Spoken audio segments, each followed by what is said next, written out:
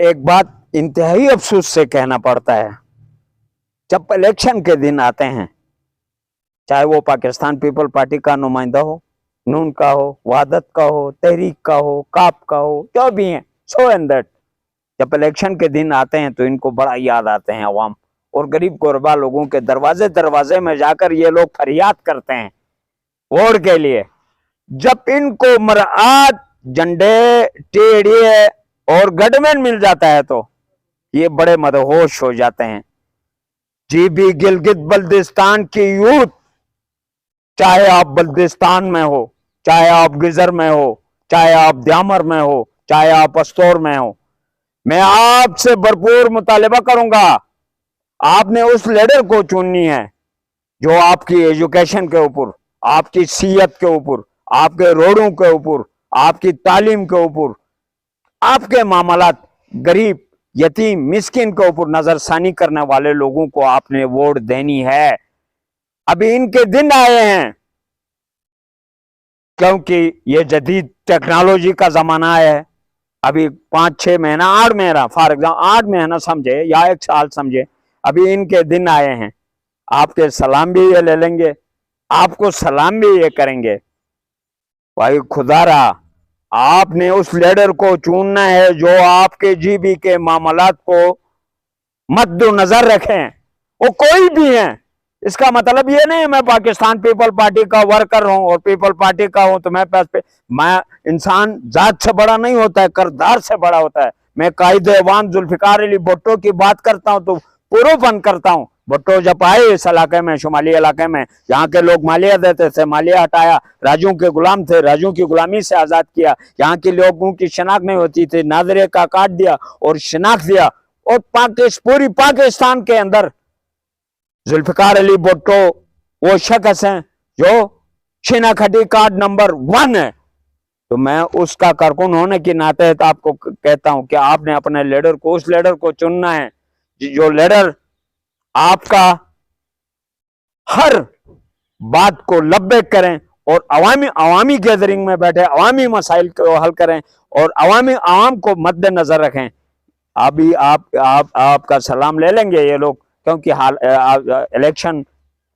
سامنے ہے، 1 بائی 1 ہے، تو آپ لوگوں نے خیال کرنا ہے، آپ نے یوتھ بنانا ہے، آپ نے ان سے کام لینا ہے۔ آپ روڈوں کی حالت آپ دیکھیں، ایجوکیشن کی حالت آپ دیکھیں، صحت کی حالت آپ دیکھیں، کیوں یہ فیس بک کا زمانہ ہے، یہاں سوشل میڈیا چلتی ہے، ٹک ٹاک چلتا ہے، گوگل چلتا ہے، کوئی چیز نہیں، ایک آدمی ایون نیند کرتا ہے یا نیند نہیں کرتا تو اس کی بھی رپورٹ چھپتی نہیں ہے۔ تو آپ کو یہ چیزیں نظر، یوتھ آپ نے اپنے علاقہ ماں ہوتی ہے، زمین ماں ہوتی ہے، آپ نے اس زمین کی حفاظت کرنے کے لیے آپ نے دن رات محنت کرنا ہے اور اپنے آپ کے اندر اتفاق کرنا ہے۔ آپ نے یہ دیامر ہے، یہ بلتستان ہے، یہ گزر ہے، یہ اسکردو ہے، یہ نگر ہے نہیں کہنا ہے۔ پاکستان زندہ باد، پاکستان پائندہ آباد، گلگت بلتستان زندہ باد۔ مان الرحیم، سمر عباس قذافی صاحب، ایک چیز ہیں، جون جولائی میں تو ایک اپنا مزہ ہے، اس کا ایک اپنا احساس ہوتا ہے، لیکن ابھی جی بی گلگت بلتستان کے اندر برف پڑتی ہے، جنگل اور جنگلی حیات بھی ڈاؤن میں آ جاتی ہیں، اور آخری پھل جی بی کا جاپانی ملوک جہاں پہ پائے جاتے ہیں، خصوصاً گلگت بلتستان کے کونے کونے میں آنے والی ٹوریزم کو، چاہے اندرونی ملک کا ہو، بیرونی ملک کا ہو، سرزمین گلگت بلتستان میں خوش آمدید کہتا ہوں، کیونکہ اس لیے اس وقت آئی بیکس بھی ہیں، سونو لیپرڈ بھی ہیں، جتنے جنگل اور جنگلی حیات ہیں وہ ڈاؤن میں آ جاتی ہیں۔ ان کا دیکھنا، ان کی سیر و تفریح کرنا بہت بڑا مزہ آتا ہے، اور اسپیشلی طور پر یہاں پہ جو چشمے ہوتے ہیں جی بی کے، باقاعدہ طور پر تارکول روڈ کے اندر ہی بہت سی ایسی جگہ ہیں جہاں پر چشمے ہیں، گرم چشمے، ان کا الگ ایک باقاعدہ طور پر ان کی پانی کا گھٹنوں کی بڑی علاج ہوتی ہیں، اور یہاں کے لوگ موسمی جب انجوائی ہوتی ہیں تو برف کا ایک الگ بہت بڑا مزہ آتا ہے، اور برف کے جو میدان نظر آتے ہیں، جو پہاڑیاں نظر آتی ہیں، اور برف کے اندر جو گلیشیئر کا ایک اپنی خوبصورتی ہے، ایک اپنا نیچرل ہے، تو اس حساب سے میں باقاعدہ طور پر आने वाले टूरिज्म को। एक जमाना हुआ करता था जहाँ मीडिया नहीं होती थी, खत किताबत होती थी। शुक्र अल्हम्दुलिल्लाह जरदारी साहब सदर पाकिस्तान बने तो इस इलाके का नाम शुमाली इलाका जाता कन्वर्ट करके गिलगित बल्दिस्तान नाम दिया, तो यहाँ पे मीडिया आ गई। अभी मीडिया का जमाना आया है,